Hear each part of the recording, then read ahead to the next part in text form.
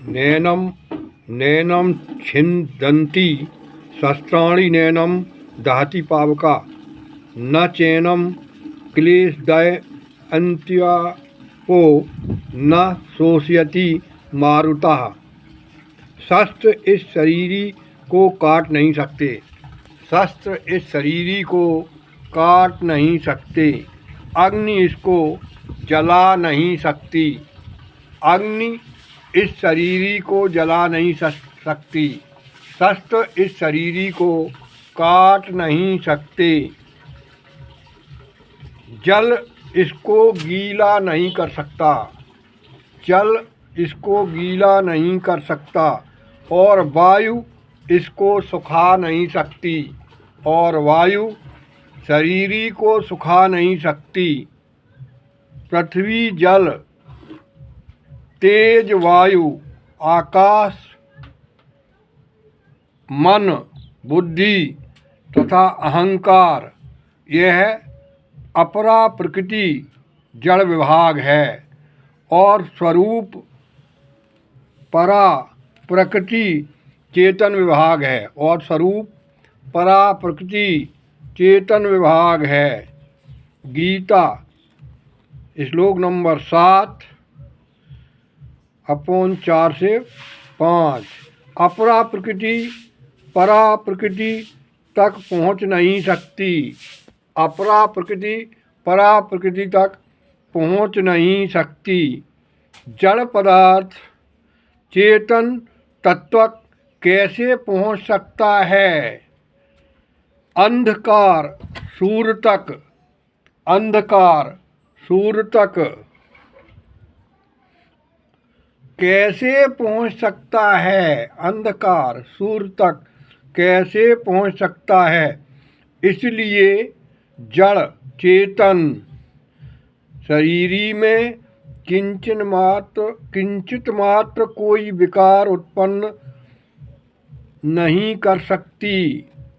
अच्छेद्यो तुम यमो दाह्यौ स्य यम क्लोशोद्यौ स्य एवचा नित्या सर्वगतः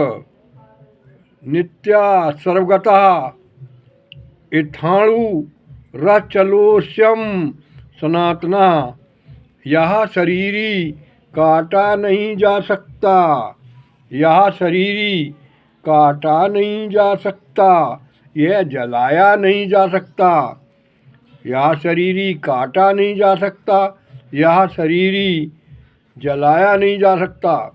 इसका मतलब है कि आत्मा को न काट सकते हैं न जला सकते हैं और न आत्मा को गीला कर सकते हैं और यह सुखाया भी नहीं जा सकता। आत्मा सुखाई नहीं जा सकती, कारण कि यह नित्य रहने वाला सब में परिपूर्ण अचल स्थिर स्वभाव वाला और अनादि है। आत्मा अनादि है, स्थिर स्वभाव वाली है।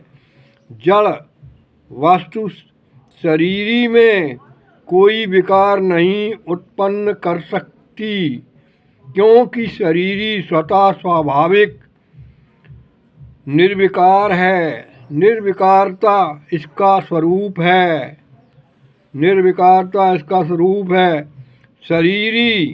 शरीरी सर्वगत है, शरीरगत नहीं। जो 84 लाख योनियों से होकर आया, यह शरीरगत कैसे हो सकता है? जो सर्वगत है यह शरीरगत एक देशीय नहीं हो सकता। और जो शरीरगत है वह सर्वगत नहीं हो सकता। श्लोक संख्या 24 गीता जी। अव्यक्तो स्य मच्चिन्त्यो स्यम विकार्यो स्य मुच्यते। तस्मादेवं वित्त वैनम नानु सोचि तु महर्षि। श्लोक संख्या 25। श्लोक संख्या 25। यह देही प्रत्यक्ष नहीं दिखता, यह चिंतन का विषय नहीं है और यह निर्विकार कहा जाता है। क्या कहा जाता है? निर्विकार कहा जाता है और यह निर्विकार कहा जाता है। अतः इस देही को ऐसा जानकर शोक नहीं करना चाहिए। इस देही को ऐसा जानकर शोक नहीं करना चाहिए। साधक का स्वरूप अव्यक्त है, परंतु शरीर रूप से वह अपने को व्यक्त मानता है। यह साधक की मूल भूल है। इस भूल का प्रायश्चित करने के लिए 3 बातें हैं। इस भूल का प्रायश्चित करने के लिए 3 बातें हैं। साधक अपनी प्रायश्चित करने के लिए 3 बातों का ध्यान रखे। नंबर 1, साधक अपनी भूल को स्वीकार करे कि अपने को शरीर मानकर मैंने भूल की, कि अपने को शरीर मानकर मैंने भूल की। साधक नंबर 2, साधक अपनी भूल का पश्चाताप करे कि साधक होकर मैंने ऐसी भूल की, कि साधक होकर मैंने ऐसी भूल की, कि साधक होकर मैंने ऐसी भूल की। 3 नंबर, साधक यह निश्चय करे कि अब आगे मैं कभी ऐसी भूल नहीं करूँगा। साधक यह निश्चय करे कि आगे मैं ऐसी भूल नहीं करूँगा। शरीरी सत्तत्व का अनुभव तो किया जा सकता है, शरीरी का अनुभव तो किया जा सकता है, पर वर्णन नहीं किया जा सकता। उसका जो वर्णन या चिंतन किया जाता है वह वास्तव में प्रकृति का ही होता है। एक बार शरीरी का अनुभव होने पर फिर मनुष्य सदा के लिए शोक रहित हो जाता है। एक बार आत्मा का अनुभव होने पर मनुष्य शोक रहित हो जाता है। अथ चैनम नित्य जातम, अथ चैनम नित्य जातम नित्यम वा मन्यसे मृतम तथापि तुम महाबाहो नैवं सोचि तु महर्षि। श्लोक संख्या 26 गीता जी। हे महाबाहो, हे महाबाहो, अगर तुम इस देही को नित्य पैदा होने वाला, अगर इस देही को नित्य पैदा होने वाला अथवा नित्य मरने वाला भी मानो तो भी तुम्हें इस प्रकार शोक नहीं करना चाहिए। यह भगवान श्री कृष्ण अर्जुन से कहते हैं, धनुर्धर अर्जुन से कहते हैं। यदि हे महाबाहो, अगर तुम इस देही को नित्य पैदा होने वाला मानो अथवा नित्य मरने वाला भी मानो तो भी तुम्हें इस प्रकार का शोक नहीं करना चाहिए। जातस्य ही ध्रुवो मृत्यु ध्रुवम जन्म मृतस्य च तस्माद् परिहार्यस्य न त्वं शोचितु महर्षि। कारण है कि पैदा हुए ही जरूर, पैदा हुए की कारण की पैदा हुए की जरूर मृत्यु होगी। कारण की पैदा हुए की जरूर मृत्यु होगी और मरे हुए का जरूर जन्म होगा। अतः इस जन्म मरण रूप परिवर्तन के प्रवाह का, इस मृत्यु जन्म रूप परिवर्तन का प्रवाह का निवारण नहीं हो सकता। अतः इस विषय में तुम्हें शोक नहीं करना चाहिए। अतः इस विषय में तुम्हें शोक नहीं करना चाहिए। जो मिला है और बिछुड़ने वाला है, जो मिला है और बिछुड़ने वाला है, उस पर किसी का स्वतंत्र अधिकार नहीं चलता। उस पर किसी का स्वतंत्र अधिकार नहीं चलता। कारण कि मिली हुई और बिछुड़ने वाली वस्तु अपनी और अपने लिए नहीं होती, प्रत्युत संसार की और संसार के लिए ही होती है। उसका उपयोग केवल संसार की सेवा के लिए ही हो सकता है। उसका उपयोग केवल संसार की सेवा के लिए ही हो सकता है, अपने लिए नहीं। अव्यक्तादीनि भूतानि व्यक्त मध्यानि भारत। अव्यक्तादीनि भूतानि व्यक्त मध्यानि भारत। अव्यक्त निधानान्येव तत्र का परिदेवना। श्लोक संख्या 28। गीता जी। हे भारत, सभी प्राणी जन्म से पहले अप्रकट थे। सभी प्राणी जन्म से पहले अप्रकट थे, यानी दिखाई नहीं देते थे, और मरने के बाद अप्रकट हो जाएंगे। और जब मर जाएंगे, शरीर ही चली जाएगी, शरीर को छोड़कर, तो अप्रकट हो जाएंगे। केवल बीच में ही प्रकट दिखते हैं। अतः इसमें शोक करने की बात ही क्या है। शरीरी स्वयं अविनाशी है। शरीरी या आत्मा स्वयं अविनाशी है। शरीर विनाशी है। स्थूल दृष्टि से केवल शरीरों को ही देखें तो वे जन्म से पहले भी हमारे साथ नहीं थे। तो वे जन्म से पहले भी हमारे साथ नहीं थे, और मरने के बाद भी वे हमारे साथ नहीं रहेंगे। वर्तमान में वे हमारे साथ मिले हुए से दिखते हैं। वर्तमान में वे हमारे साथ मिले हुए से दिखते हैं, पर वास्तव में हमारा उनसे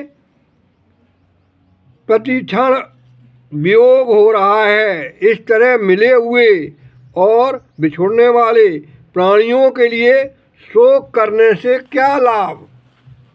इस प्रकार मिले हुए और बिछड़ने वाले प्राणियों के लिए शोक करने से क्या लाभ है। आश्चर्य आश्चर्य आश्चर्यवत्व पश्यति कश्चिदेन माश्चर्य बद्वदति तथैव चान्या आश्चर्यवच्चेन्न मन्या सरोति श्रुत्वाप्येनं वेद चैव कश्चित्। कोई, श्लोक संख्या 29 गीता जी।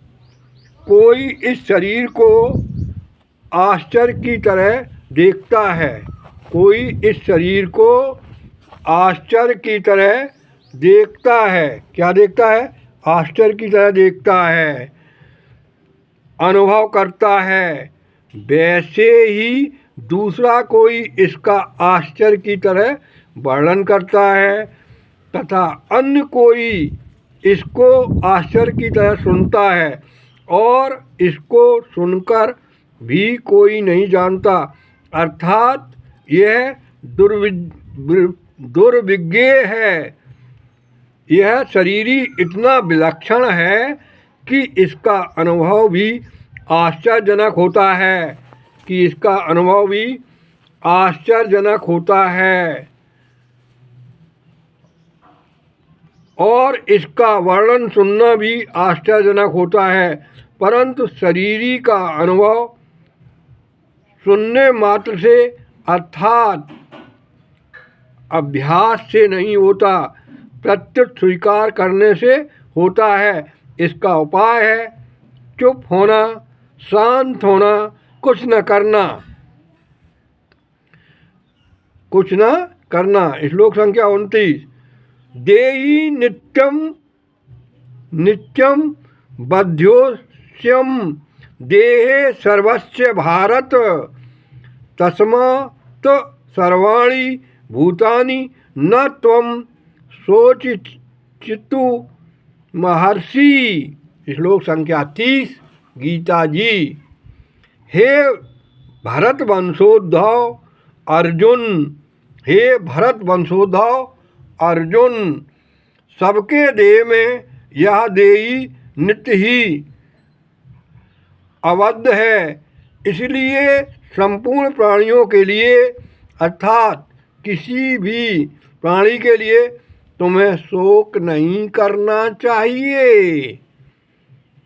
प्राणी मात्र परमात्मा का अंश है, प्राणी मात्र परमात्मा का अंश है।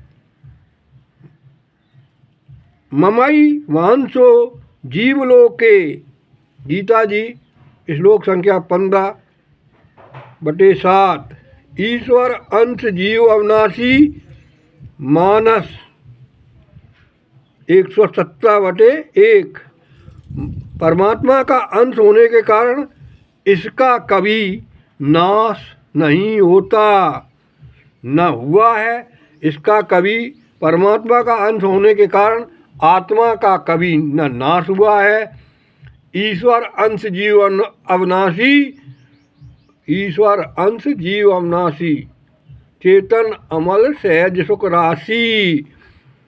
परमात्मा का अंश होने के कारण आत्मा का कभी नाश नहीं हुआ, कभी नाश नहीं होगा, कभी नाश नहीं हो सकता है। अविनाशित्व ज्ञान और आनंद शरीरी के गुण नहीं है, प्रत्युत स्वरूप है। शरीर केवल कर्म करने का और उसका फल भोगने का उपकरण है। अतः शरीर का संबंध नाशवान संसार के साथ है, क्योंकि यह संसार का ही अंश है। शरीर संसार का ही अंश है। व्याकरण की दृष्टि से देखें तो मतुप, इनी आदि प्रत्यय 6 अर्थों में प्रयुक्त होते हैं। भूम निंदा प्रशंसास्तु नित्य योगे स्थिति सायने संसर्गे स्ति विविछायाम भवन्ति मधुवादया। अस्ति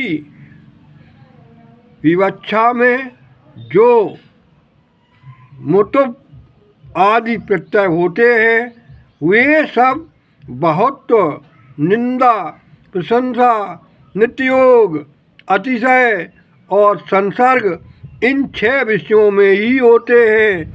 यहाँ जीवात्मा के लिए निंदा अर्थ में इति प्रत्यय किया गया है, जिससे देही शरीरी आदि शब्द बनते हैं। कारण कि जिस चिन्मय एवं अविनाशी सत्ता आत्मा का जड़ एवं नाशवान शरीर या देह से किंचित मात्र भी कोई संबंध है ही नहीं, उसे शरीरी